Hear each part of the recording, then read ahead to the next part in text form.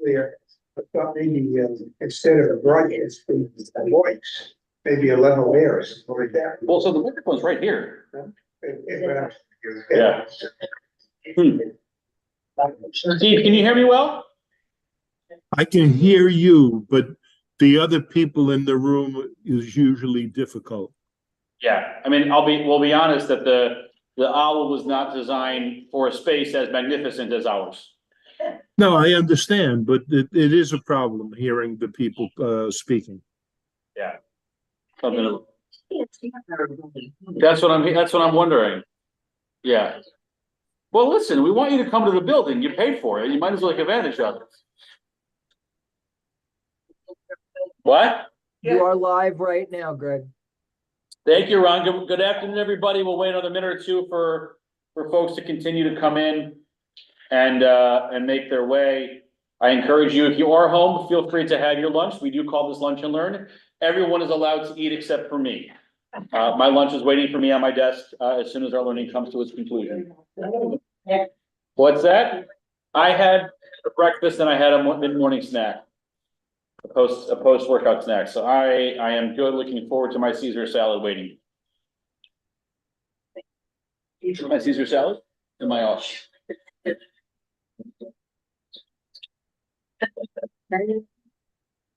All right. Good morning, good morning. Good afternoon. Happy January. Happy if you have kids in public school. Today's the day they went back to school today. So that's why there's all that traffic on the roads this afternoon. I'm excited about this, about what we're going to learn for the next 4 weeks. And I'm going to begin with a little bit of how we got here. How many of you are familiar with the Pardes Institute? Anybody? Heard of it? Is familiar? Okay. So Pardes Institute is an institution that is based in Jerusalem. That is, it's a learning institution for adults, Jewish learning. It is not affiliated with a particular movement, although I would say it leans towards the non-Orthodox, although you certainly, if you're an observant person, there's plenty to do there. But their goal really is just about offering opportunities for Jewish people, adults in particular, to engage in Jewish learning. There are one-off and three-part classes that they offer that are both in person and virtual, all the way up to, and this is aimed really at sort of folks in their mid-20s. There are full-year programs, right? I know people who, at either a year after college or before grad school, went and spent 9 to 10 months living in Jerusalem in full-time study for the year at Pardes. The year that I did my year in Israel study for rabbinical school, the year 2007, 2008, how do I put this? They meaning Robert Kraft, the owner of the New England Patriots and an ardent Zionist, built a facility in Jerusalem known as a Stadion Kraft Stadium, and he tried to make there be a American football program in Jerusalem that offered tackle programs if you really wanted, but the big piece was they had single gender and co-rec flag football opportunities. And so several of our HUC classmates and I decided we wanted to have a flag football team. And so we signed up, and it was a multi-gender group, and we happened to be playing in the same league as the team from Pardes. And it made sense. Most of us were in our mid-20s. Most of them were in their mid-20s. And the highlight of the season was week 6 when we played Pardes, right? Our big rivals. We made it homecoming weekend. We had a rally at HUC the morning of the game between classes. We had a barbecue tailgate at the stadium for all of the fans. And it rained cats and dogs. And you should be happy to know that HUC defeated Pardes 49-7. And I had a couple of those scores along the way. I will never. We have great pictures. It was wet. It was rainy. It was a good night. However, Pardes offers all kinds of learning opportunities. And about 3 or 4 months ago, they advertised an opportunity. The curriculum that we're going to explore together was put together by Pardes, and they have taught this Mahloket Matters program to a variety of constituencies, but they specifically had a program in November and December for clergy, rabbis in particular, to learn at a level that was more appropriate for rabbis to learn together, with the goal of disseminating the learning out into the community. So I'm here because I was a fellowship of this Mahloket Matters fellowship, with much gratitude to the Pardes Institute for putting together the curriculum and the learning that we're going to do over the next 4 weeks. As you can imagine, what we learned as rabbis in 8 90-minute sessions is going to have to be condensed and distilled for the 4 hours that we're going to spend together over the next few weeks. But we'll see how far it takes us. And there's always more learning to be done later on. Who has heard the word mahloket before? Okay. I looked it up. You looked it up. And Margaret, what did you find? What is a mahloket? Discussing an argument. Yes. So the word mahloket, as you see written in English on the screen, in Hebrew, if you're Hebrew literate, comes as mem, chet, lamed, kuf, and it comes from the word chelek, which means a part, right? A part of something. A chelek is a part of something. A mahloket is a disagreement, when the community divides into parts. Those who think this way and those who think that way. I think in general, when we think mahloket, we think of binary in 2 parts, but a mahloket could be in 3 parts or 4 parts, or, if you think of what a Supreme Court decision could look like, sometimes it's a 9-0, sometimes it's a 9-0 with a concurrence, sometimes it's a 5-4 and you got a majority and a minority, and I'm concurring a part and I'm disagreeing in part. A mahloket can go in all kinds of dimensions, but in general, the machlokot that we talk about are binaries. And the concept of mahloket, as we see how it's discussed, tends to here and there. What we'll get into in the conversation today are the machlokot where they say it's like a 49-49 decision. 49% of me thinks one way, and 49% of me thinks the other way, and what I'm left with is that middle 2%, right? Which is this notion that rather than seeing these disagreements as if you're right, you're good, and if you're wrong, you're evil, that actually most meaningful disagreements, there is room for sane, moral, rational people to ground themselves in either side of the disagreement. But at the end of the day, something in the middle there causes them to lean one way or the other. Is chocolate inherently better than vanilla? Are people evil if they like vanilla? I know this is not true because I spent all last week on a Disney cruise having chocolate vanilla swirl 3 times a day. Because the ice cream machine is open for the taking from 10 in the morning to 11 at night. That's what happens on a cruise. The soft serve is just there. And they actually had 4 machines because they had chocolate, vanilla, banana, and strawberry. And one machine was chocolate and vanilla. One was banana strawberry. One was banana chocolates. And one was vanilla strawberry. So you could do one of all the individuals, or you could get a vanilla strawberry, or a chocolate banana, or a strawberry banana, or a chocolate vanilla. What's that? You can get all chocolate, you can get 4 of the individuals, or you could have any one of the permutations of the different ways that you could. They didn't have vanilla strawberry, they didn't have vanilla banana and chocolate strawberry. That was they would need a 3rd machine to do it that way. Sometimes I had this, sometimes I had that. You had it? Listen, but you can go back and get more. There's always, it's a cruise, you can get more. All right. After that indulgence. So for those of you in the room, there are text sheets available over there. I hope you took a copy. And for those of you on the screen, we're going to be seeing the text and on the slides as well. Yeah, we wouldn't thank you. Thank you. Thanks.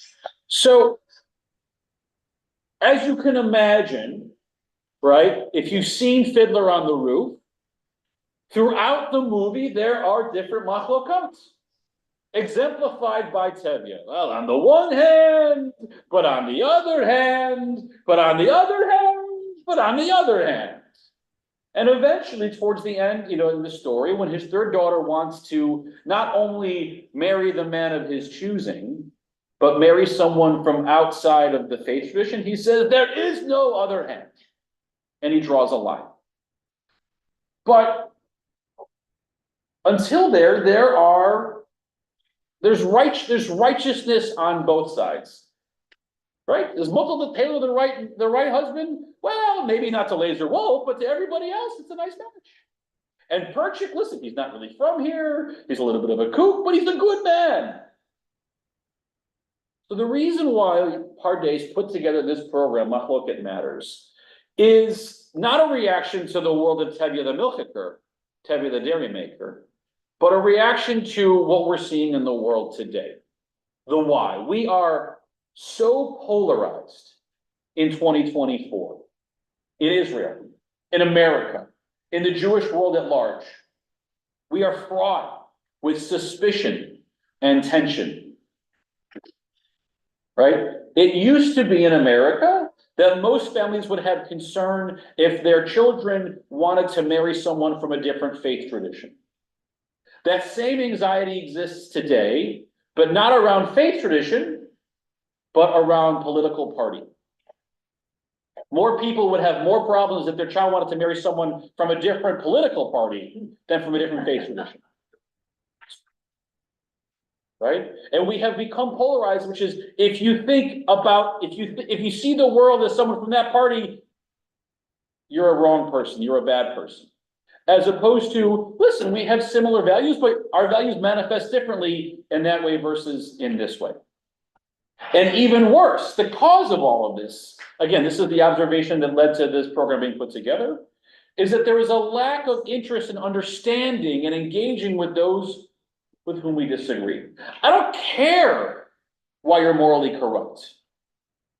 I just care that you're morally corrupt, as opposed to help me understand what your values are. So we can perhaps see that we have shared values that just either manifest or get prioritized in different ways. Any questions about that underlying presumption? This is not a Jewish observation. This is a contemporary sociologic observation. But as good Jews, if we wonder what's going on today and why, where should we look to the answer? To the text of our tradition.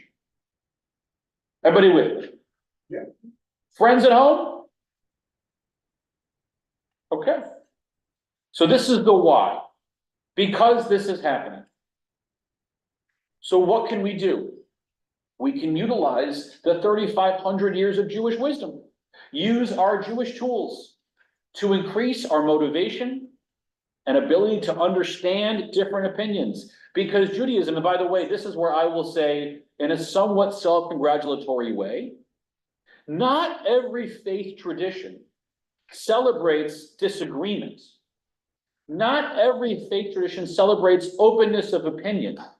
Not every faith tradition celebrates the idea of mahloket, whether they call it that or not, in the way that our tradition does. Where other traditions have doctrine and dogma and creed, we have Talmudic debate. And in a Talmudic debate, more often than, well, actually, a lot of times it doesn't even tell you what the quote-unquote answer is. Sometimes it goes as far as to say, we don't know what the answer is, right? You read this long sugya and there's this great word teku, which means we don't know either. But more often than not, you'll have rabbis who feel this way and rabbis who feel that way. Sometimes it will say that the halakha, that the decision is according to this opinion or that opinion. And sometimes it won't. And it was later rabbis like Maimonides and Yosef Karo who wrote together the law codes in the Middle Ages that said, this is the practice that we're going to follow, right? A great example, one that we just observed a few weeks ago.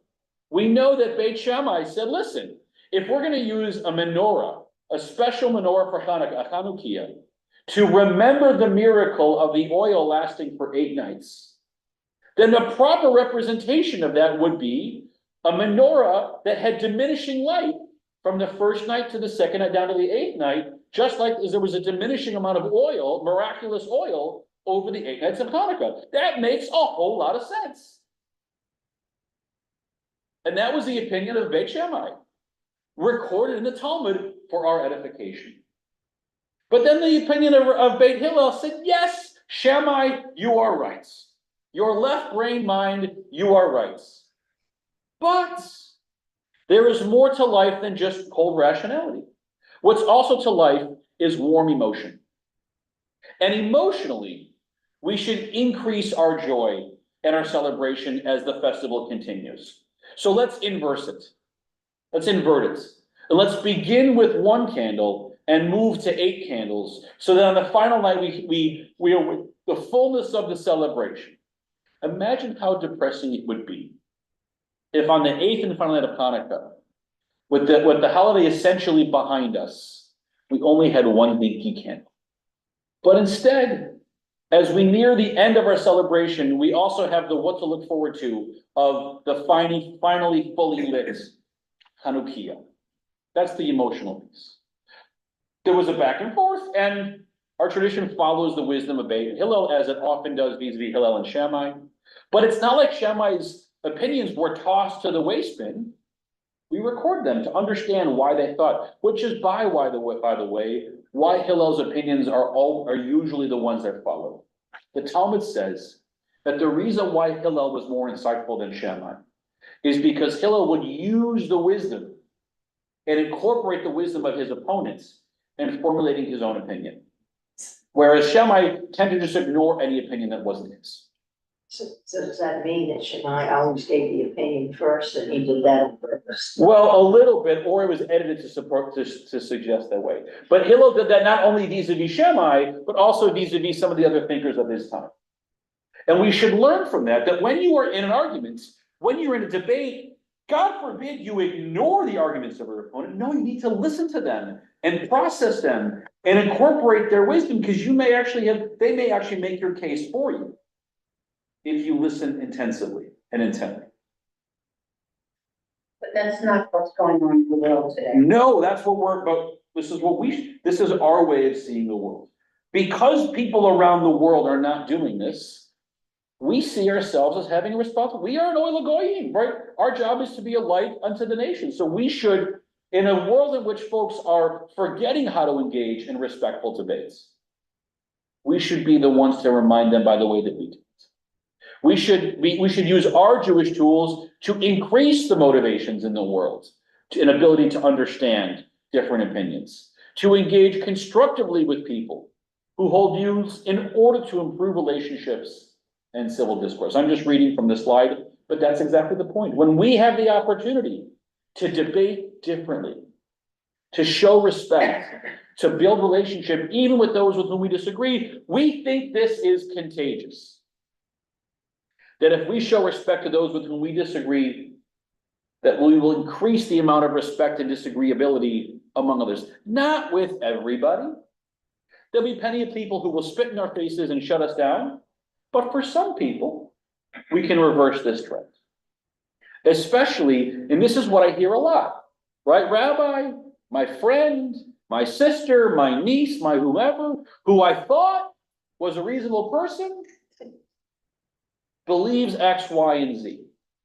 And this may give you a way to engage with them, not to necessarily change X, Y, and Z, but to prevent their belief in X, Y, and Z from necessarily degrading your relationship. That's the goal of this.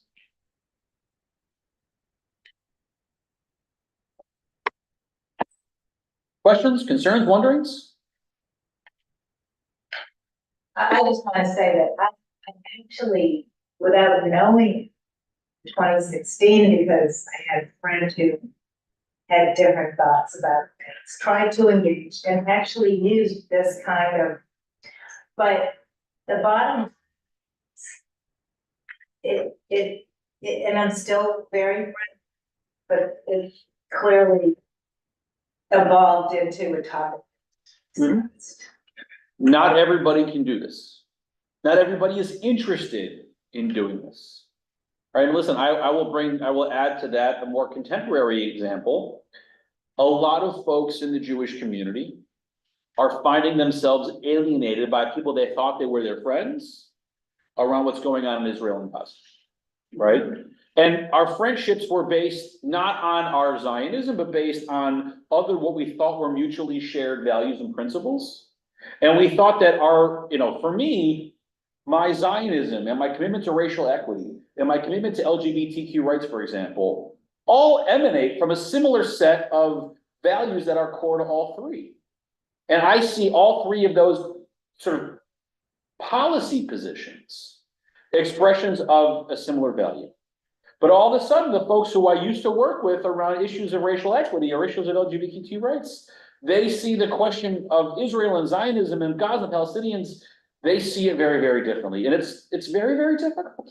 And relationships that we used to have are not as strong right now, have frayed. I think because they're not interested in seeing or at least understanding how people see the world, like we see the world in Israel and in Palestine, for example. Margaret. I was on television, an interview with a professor at the University of Virginia. He was a psychiatrist. He had done a lengthy study, written a book on the difference between people who had liberal thinking, open thinking, versus those who are more conservative. Mm-hmm. He came to the conclusion that there was literally a difference. I mean, he was in a position to in brain makeup too. Okay. It's interesting to see so that there was no capability. We all have a different makeup. Right. Right. So I'm going to suggest that the rabbis of the Talmud didn't know that, and they might reject the conclusion that the brains of liberals and conservatives are made up differently, because I think the presumption in this is that anyone with the right tools and the right perspective on discussion can discuss anything, even if they ardently disagree. This is about the how, not necessarily the what. Right? How. The concept, mahloket, chelek, a part, a portion. Right? Singular is a single mahloket, a single disagreement. And for those of you who want to traffic in the Hebrew, the plural are machlokot. Disagreements, opposing views, difference of opinions, constructive disagreements. Now, there are good machlokot and there are bad machlokot. You will see that in one of our first texts, right? But it doesn't necessarily do with what the content is, more with what's bringing the disagreeors or the debaters or the arguers, what's their motivation for coming to the table. We're going to look at this through the perspective of our text-based values. There are values that are inherent to our tradition. Multiple perspectives, issue-driven debate, preservation of the minority opinion, right? So real quick, our tradition presumes there are multiple perspectives, and that's okay, right? We are not a fundamentalist tradition as others might be. There is more than one way to see the world in our tradition.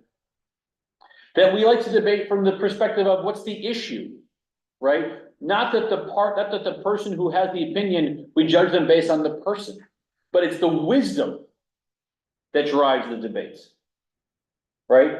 One of the challenges with demagoguery, for example, is that it makes the most important question, who said it, not what did they say. And we as Jews like to debate on what did they say. And I don't care who said it. Your opponent can say something smart. And the people you love the most can say something not so smart. And I think that's one of the things that makes it, if you believe what someone says just because of who they are, you're not really engaging in a mahloket in a good way, I would suggest. And this is really big for us, the preservation of the minority opinion. The reason why the Talmud is as long as it is because it preserves the minority opinion. That the rabbis whose opinions were not followed make it into the record. And there's a whole bunch of reasons as to why that is. One, because sometimes we actually change our mind. And so hearing the reasoning of previous generations is helpful. But two, because we want to hold up and respect that they are entitled and deserving of having their words shared with the future generations as well. Because there's wisdom there, even if it wasn't the prevailing wisdom of the time. Methodology. We're probably not going to do as much chavruta as we might in a different context because we're in a big group and on multiple things, but maybe we'll do a whole group kind of a chavruta, which kind of how our learning is. But chavruta, for those who are not familiar, is the traditional way in which Jews engage in study. The traditional way that Jews engage in study is with your chaver. What is a chaver? A friend. Chaverim, chaver. And so it's a one-on-one. You sit with your study partner.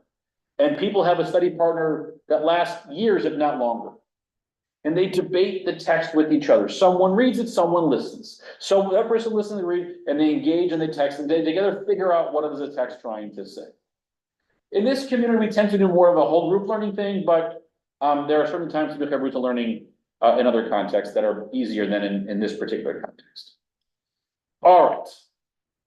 So we are now going to enter into a first little bit of text that talks about a moment in our people's history when there was debate. This is from the Midrash on the book of Psalms, and I apologize if the word Psalms is misspelled here. I didn't do it. I inherited it. Midrash Psalms, as we think was compiled around the year 900 of the Common Era in the land of Israel. Rabbi Yanai said, the Torah was not given in a clear-cut manner. Rather, on every statement God said to Moses, God would say 49 panim. What's a panim? A punim, yeah, a face. Punim, yeah, it's the same, yeah. There are 49 faces that the matter could be pure, and 49 reasons why the matter could be impure. All right, now what is pure and impure? Here, a little bit of background. So much of the debate in the Talmud has to do with whether things are ritually pure and impure. It is not usually that interesting whether it matters or not, because this had all to do with the sacrifices in the temple and the various garments and the various tools, all that kind of stuff. But it's a lot of the debate ends up, is this pure, is this not pure? Is this kosher, is this not kosher? Is she still Nida, is she clear from Nida? All the different things. And so if you had to choose one example of where the rabbis were going to debate, the question of purity is a very common thing in Talmud. And so to give an example, the Midrash is saying that as God is giving the individual laws in Torah to Moses at Sinai, God constantly reminds Moses that this law is open to a variety of interpretations. There are 49 different ways to see this law, meaning this way. And 49 different ways to see this law, meaning that way. And they're both right. They're both right. My grandfather, this is asinine, but my grandfather used to like to complain that he never understood why the law says, the driving law says, that cars need to yield to pedestrians. Because it is so much easier for a pedestrian to stop herself or himself than it is for a car, right? Logically, logistically, it would make more sense to tell people, don't go until it's clear. But for other reasons, the law in most communities says that cars have to yield to pedestrians. Now, I think if you think about it for a moment, you realize why. If you didn't have that be the law, cars could run over jaywalkers with impunity. That by actually doing it the other way, you create this really high burden on the driver. Yes, it is harder for you to stop your car, but we're going to make you do it anyway. Because it's safer for everybody if that's the burden. The wisdom on both sides is valid. Those are two of the 98 different ways you could have that debate, as an example. So God tells Moses that in each one of these laws, there are different ways to see it that would suggest this way, and different ways to see it that way. 49 over here, 49 over there. But Amar lefanav. So Moses says to God, Ribono shel olam, Master of the universe, ad matai na'amod ad borero shel davar. How will we know what the truth of the matter is? If it could go over here or it could go over there, how do we decide? Amarlo, acharei rabim taharot. God says to Moses, according to the majority. If the majority rules this way, this is the majority rule. And if the majority rules that way, that's the majority rule. Seems pretty democratic to me. Now, it's democratic and meritocratic, right? By that I mean, only certain people got to be in the majority and the minority, right? It was a small group of learned masters, learned teachers, learned rabbis who got to participate. But you put them in a room together and they decide, and what they decide is the way to go. Questions? Wondering. Who selected them? They selected each other.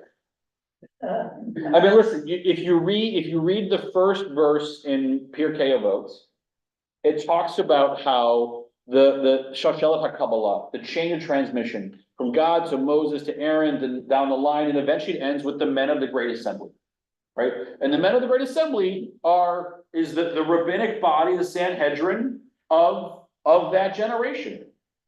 Who gets to be in the next generation? Whoever the men of this generation pick to be in the next generation. How do students get admitted to the Hebrew Union College to be Reform rabbis? The admissions. There's an admissions committee. Who's on the admissions committee? I was. So the admissions committee is made up, and it's an interesting mix of people. You have the director of the program, the director of the school in each of the campuses. You have a couple members of the faculty. You have a rabbi from that local community. You have a couple of lay people from the community as well, and a couple of current students. And that's who sits on the admissions committee to let them into rabbinical school. And how does a student make their way through the 5 or 6 years of study? Who celebrates them and moves them forward? The faculty. The faculty make their way, and at the end of the day, the students do their work, and the faculty, as it is, the case in every institution of higher learning, right? The faculty have to agree, and this, it's a little bit of a dog and pony show, right? You get commencements, and you have the dean presenting the graduating class to the president accepts the graduating class. There's a little bit of that, but at the end of the day, you've got this hierarchy where the administration installs in the department chairs and in the faculty, the individual instructors, that if students do their work and pass the classes and fulfill the requirements, then the faculty agree that that's what they need to do to move forward, right? If we go back a couple of generations, it was much, much, much less organized, right? If you think about the story, for example, of Alexander Hamilton and Aaron Burr, right? Aaron Burr did an accelerated course of study at Princeton, and Hamilton really wanted to. And he got into a fight with the guy who wouldn't let him in, the bursar. You punched the bursar? I punched the bursar, sir. I didn't mean I got my right. But back then, it was usually a very individualized experience. And you really needed the faculty of Harvard College or Princeton College, whatever, to really agree to let each student on. And that was a little bit more what it was like then, right? A rabbi would take on a student as a student, and eventually the rabbi would say, all right, you've made it. And the rabbi would put his hands on the student's shoulders, and that's what we call smicha, right? The ordination, from these to lay hands, to place hands on them. And to this day, even at HUC, the ordination happens by what was the president, now it's done by the provost, because the current president is not himself a rabbi, but the provost, Rabbi Dr. Andrea Weiss is. puts her hands on the students and that's what makes them be a rabbi. And that chain, right? And you can draw a line of the hands all the way back to the men of the Great Assembly, a chain of rabbinic transmission all the way up. It sure would have been nice to see how everything would have been if there were any women over it. That's a good conversation. That's a different, yeah. It's been a couple of decades, it's been a couple of centuries since Regina Jonas, but not many, not too many, not enough. All right. So there's this notion in our tradition that the majority rules within the elected few who get to participate. And what's interesting is that the Talmud suggests that in each generation, they may make a decision, but a later generation could overrule with a greater majority. And the majority could be with greater number and with greater wisdom. It's very squishy. But majority rules. Okay. So we live in this majoritarian, democratic, meritocratic society where there's going to be disagreement, right? This next bit of wisdom goes back 600 years, 700 years to the 3rd century, the 200s. And this is from Pirkei Avot. And this is the introduction of this idea of Mahloket, at least in writing. And I have to remind everybody that when we're talking about the Mishna is the original document of the rabbinic tradition. It's the first piece of Judaism after the Hebrew Bible. It was written around the year 200. Now, that doesn't mean that there was a cessation of debate and disagreement and argument and new ideas and maybe even writing from the end of the Book of Chronicles to Mishna. It's just that there's no written record of what was discussed. So we get to the year 200, we get to the introduction of the Mishna, and with the Mishna, it introduces to us ideas that are clearly not new to that generation, but they are new to the historical record. Okay? And that begins from the very first sentence of the Mishnah. To make things easier, a sentence in a Mishnah is not called a verse, they're called a Mishnah. So the first Mishnah of the Mishnah asks the question, Me'ei matai kor'in et Shema ba'aravit? At what time does one say the Shema in the evening? Right now, we know that it is Jewish practice to say Shema in the morning and to say Shema in the evening. And the rabbis in the Mishnah are debating, okay, what's the time period? When does morning begin and when does morning end? When does evening begin, when does evening? Because there's clearly a time of the day that's not morning or not evening. Right? We can all agree it's 2:30. And there's a time that's no longer evening and it's not yet morning. Which in my mind is somewhere between 3 and 4 o'clock in the morning. Because there are people who are out till 2:30, 3 o'clock at nights. And there are people who are up for the day at 4:30 or 5 in the morning. But somewhere between 3:30 and 4 o'clock in the morning, it stops being late and begins being early again. I haven't seen that hour in a very, very long time. Intentionally, I happened to see it yesterday morning when my daughter was up sick. It wasn't a good day yesterday. Yeah. Doesn't have to do like dawn. So the answer to the question, the way that the Shema answers that question has to do with dawn, right? But they ask the question, but what's interesting is that in the opening sentence of the Mishnah is not, since the Book of Chronicles, we have been walking around and practicing Judaism in a new way, and we present to you this day a new way of understanding how to be Jewish in a world that no longer contains the temple, which is how all of Jewish practice as described in Torah is oriented. It doesn't begin when in the course of human events our temple was destroyed and now we need a new way to do Judaism. It doesn't begin, we the rabbis of the Jewish tradition, in order to perform a more perfect tradition. No, it doesn't have any opening, no preamble, no in the beginning, no, nothing. Just what time do we say the Shema in the evening? which is odd and confusing. And it's odd and confusing to someone who thinks, well, how did they get here? And the answer is that obviously, at some point between the transmission of the book of Deuteronomy, which begins the conversation about the Shema, when it gives us the words of Shema, chapter 6, verse 4.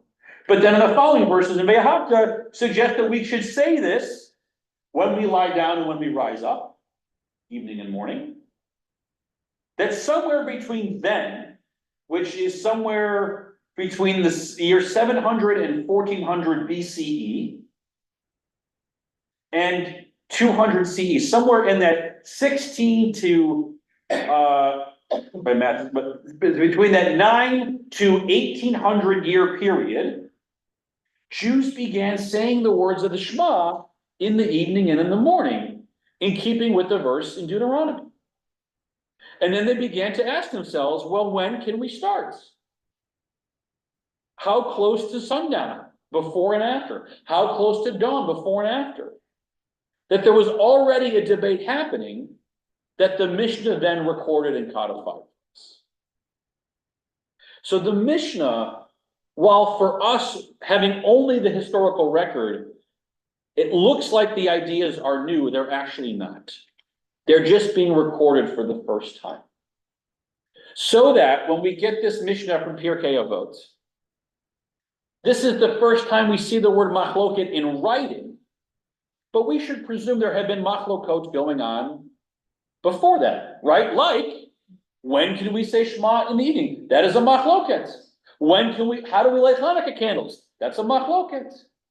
Another great example, how should we hang our mezuzah? Vertically or horizontally? Talk about a non-binary Mahloket, right? Should we hang it vertical or horizontal? Those are your binary options. What's the answer?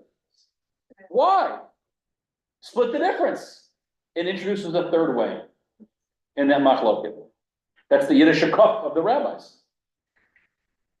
All right. So we have this idea of disagreements.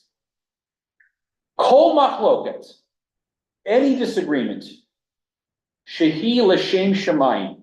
This is an important phrase, l'shem shamayim. Who's heard the phrase l'shem shamayim before? Anybody? L'shem shamayim means either in the name of heaven, but really means for the sake of heaven. Any machloket l'shem shamayim that is for the sake of heaven, sofa u'lehikayem, will continue to exist or is destined to endure. A machloket that is for the sake of heaven will continue to be debated and endure and celebrated and debated.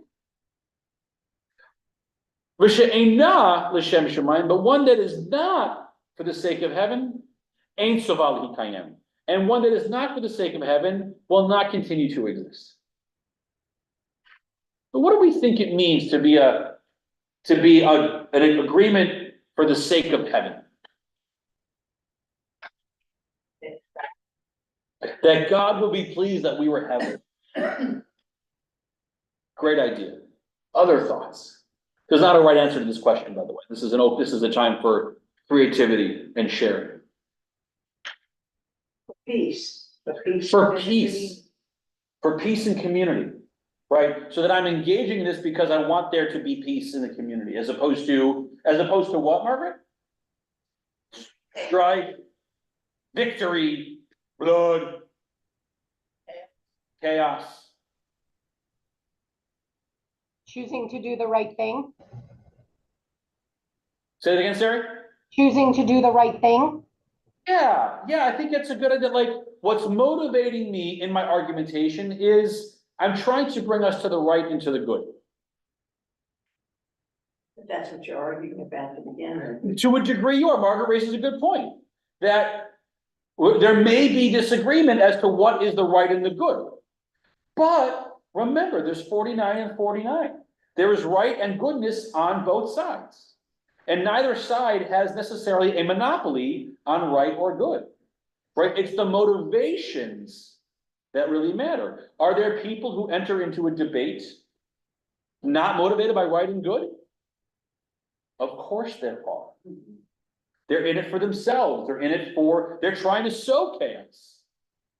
Right? I'll use an example. Right? There are times in which countries enter into border strife and war because they each have legitimate claims. But I think most people would say that the war that Vladimir Putin started a few years ago in February on Ukraine, it's not for the right and for the good, it's for his own vanity. Right? It's just not there. It's just not there. I would say this, and if you disagree with me, we can talk about it. That setting aside for a moment the motivations of Hamas, that the border tension between Israel and the Palestinians, there's some moral balance, there's some morality on both sides. Do I believe that Palestinians are entitled to live in peace and in security? Of course I do. Just said, of course. I do believe that. Do I believe that Israelis have the right to live in peace and security? Of course I do. Now, my opinions also come from the point that I think that I privilege Israelis in my mind over the Palestinians because they're my brethren. In ways that the Palestinians are my fellow human beings, but I feel more closely inclined towards the Israelis. And I think on balance, the Israelis have shown as a group, not all Israelis, but on group, the Israelis have shown more interest in building a peaceful solution than the Palestinians have as a group on a whole. And there are peace-seeking members of both communities and chaos-sowing members of both communities. My Zionism, those values that inform my Zionism also do inform, to a degree, a sense of Palestinian nationalism.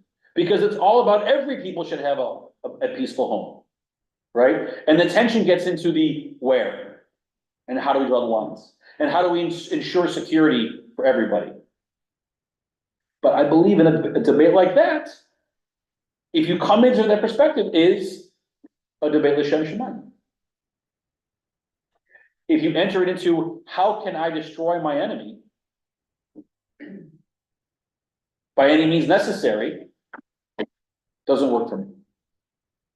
But the problem these days, because our children are not being taught to think in this manner, In what manner? in the manner of the Mishna. Some are not. Many are not. Depends if they go to school here or not. They go to school here, they are. Okay. Yeah, yeah. But and again, the reason why this whole thing was put together was to remind us in our generation that we should resist the temptation to see the world through polarized lenses. Now, polarized lenses are great when it's sunny outside and you want to drive safely in Florida. But polarization is the opposite of this. Because the world is in fact not black and white. It is shades of gray. Because as we learned, right? How many facets does each law have? 49 and 49. So what are examples the Mishnah gives us of disagreements that are for the sake of heaven? Well, the debates between Hillel and Shammai. Those are examples of debates l'shem shamayim. Each of them were motivated by sharing their best understanding of what they believed Torah to be saying. They were motivated to serve the goodness and the holiness of the Holy One by using their God-given talents to explain in their best way what they think is the best way to do things. When Shammai said we should begin with 8 candles and burn down to 1, he said, listen, that's the best way to recall the miracle. It's just that Hillel said yes. But the celebration of Hanukkah is about more than just recalling the miracle of the oil. It's a little less stark. There's other things to consider. And so, Shammai, you are right. If we wanted to have an exemplification of the miracle of the oil, yours is the best way to do it. But Hanukkah is about more than that. So we're going to do it this way. But we need Shammai to remind us to be a yeker from time to time.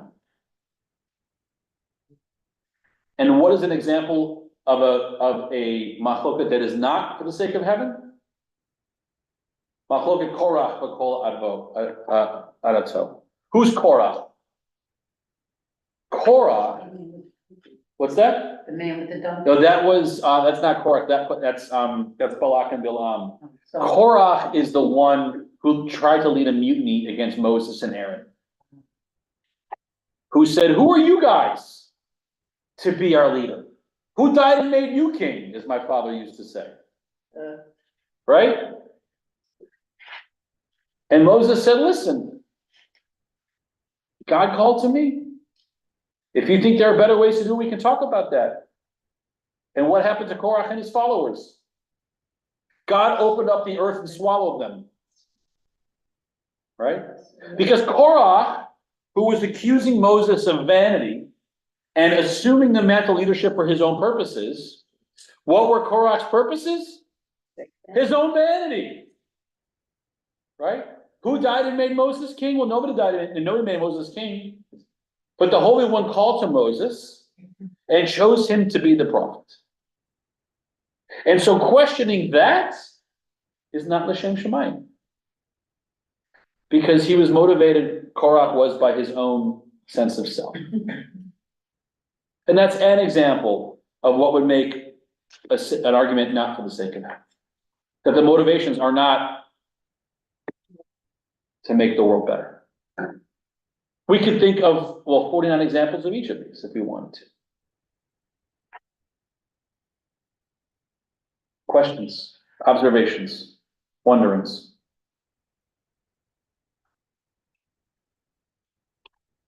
So it's not about just having an argument.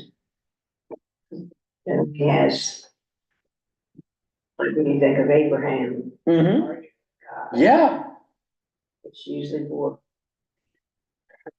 Well, so I would think that arguments. This time you had that. Well, so again, the Mishna introduces the idea of Mahloket l'shem shamayim, but it does so by citing previous examples of Mahlokot. So for example, I think Abraham arguing with the Holy One about the fate of Sodom and Gomorrah, great example of Mahloket l'shem shamayim. Okay. Now the Meiri, who was a 13th and 14th century scholar in France, continues the conversation. So what is a machloket that is for the sake of heaven? That of Hillel and Shammai. For one would rule on a matter, and the other would disagree with him in order to understand the truth, and not just for the sake of a provocation or desire to win. We all know people who like to argue just for the sake of argument, who like to argue just to provoke, who like to argue because they think they're good at it and they like to win. Starts around age 3. I like to, there's these websites that will collect the best parenting tweets of the week. And one of my favorite ones, so a few weeks ago, I'm arguing with my 5-year-old who's crying because I gave him the chocolate milk he asked for. Because 5-year-olds do that.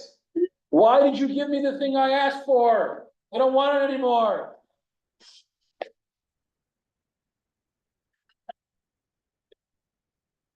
But the Meiri is saying, listen, this is what makes an argument l'shem shamayim. When everyone is entering into it for the intellectual exercise, to understand better, and not just to poke or to win, but to uncover the truth.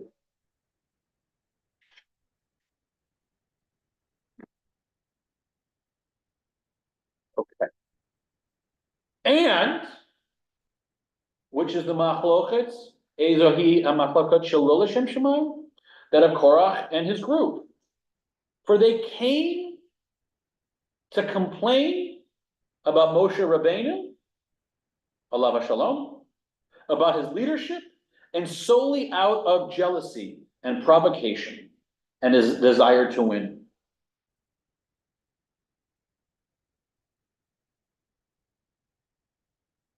Does that offer more clarity? I think it's much of the same.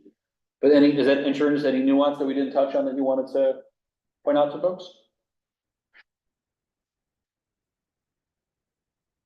He just wanted to poke the bear. He just wanted to poke the bear, and if he could get away with taking over the mantle of leadership at the same time, all the better.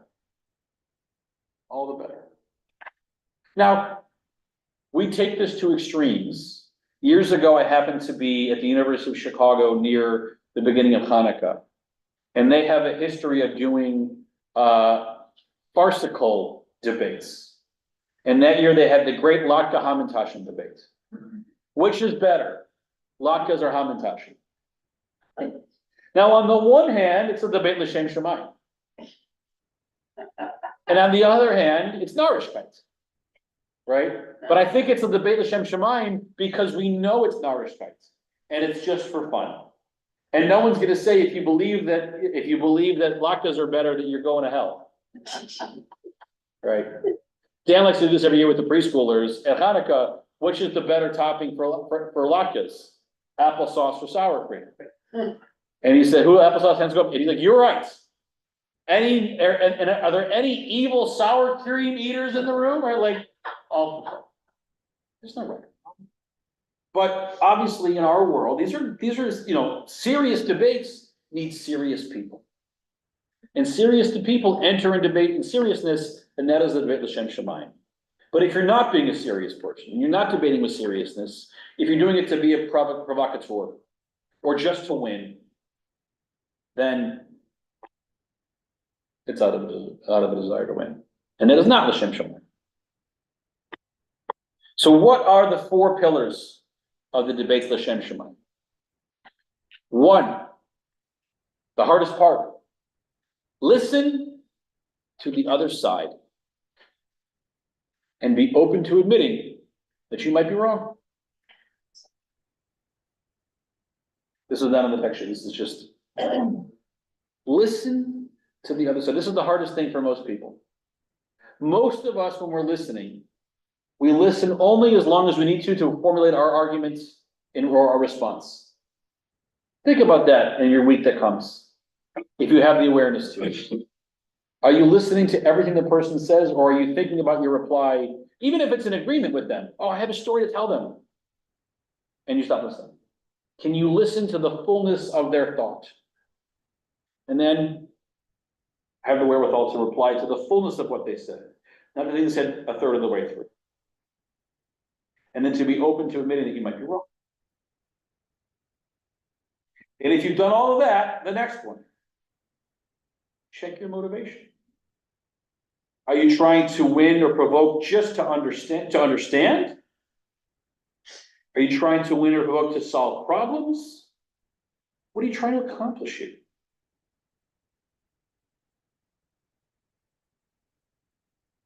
You can do a bit of both. We do live in a practical world. We need to have workable answers to a lot of these debates. But the longer you can sit in the stew of seeking to understand, the better off you're going to be. Who's ever read Stephen Covey's 7 Habits of Highly Effective People? What's the first of 7 habits? Seek first to understand, then to be understood. Stephen Covey was not a studier of the Mishna. He was a great guy, and a Mormon at that matter. Seek first to understand, then to be understood. But what we know is if you do that well, you'll be understood. Because you'll speak the language of the person you're discussing much, much better if you actually hear their language. Debate the issues without attacking people and harming relationships. That is both, I think, a motivation and an outcome. I think if you do 1 and 2 well, you are more likely to do 3. And 3 we should be aware of, right? You need to be looking in the face of the person, right? Making sure that you're not attacking them with your words, directly or perhaps even worse, indirectly. To maintain that what their position has wisdom, it's got 49 facets to it along the way that are worth reading and listening to. And if you dismiss them, you could harm the relationship. And then 4, and this is the hard part in today's world in particular, consider that you both might be right, despite holding opposite positions. Sometimes it's because there's wisdom on both sides, and sometimes, to a different degree, there are eternal questions that can't be answered. For example, and I'll end with this, think about the question about reproductive rights, and abortion, and all that. One of the operative questions is, when does life begin? And if you firmly and fervently believe that life begins at fertilization, it makes a whole lot of sense why you would be in the pro-life camp. And all of your argumentation would stem from that particular value proposition. But if you believe that what exists when a sperm meets an egg, and for a certain point along this gestational journey is not yet a living being, but is something else, or is a body part of the mother, the person in whom that thing is gestating in the uterus, then that brings out a different set of moral questions about what that thing is entitled to. And if that's the beginning point, you're really never going to get to a place of agreement, because you just have, and you're right if that belief is correct, and your life right if that belief is correct. But what we can never answer is, well, which belief is correct? It's a belief. It's a belief. Who knows? Ribono shel olam, right? The Holy One of blessing knows the answer to that question. Which is why you might say that debating it is l'shem shamayim, because we're trying to understand the world that God gave us. But there are things that only God knows that would help answer the question that we don't yet have wisdom to answer. That is not exactly what number 4 is about. I think it's one step over, right? And 4 is saying Shammai can be right and Hillel can be right. They're both right. But at the end of the day, between 49 and 49, we got to pick something to move one way or the other. And that's the hard part. And that is where we'll pick up next week. Thanks, everybody. Thank you. Thank you. Thank you, those at home as well. Have a wonderful week. And don't get in any fights along the way. Tell that to Thanks, my Diane. kids.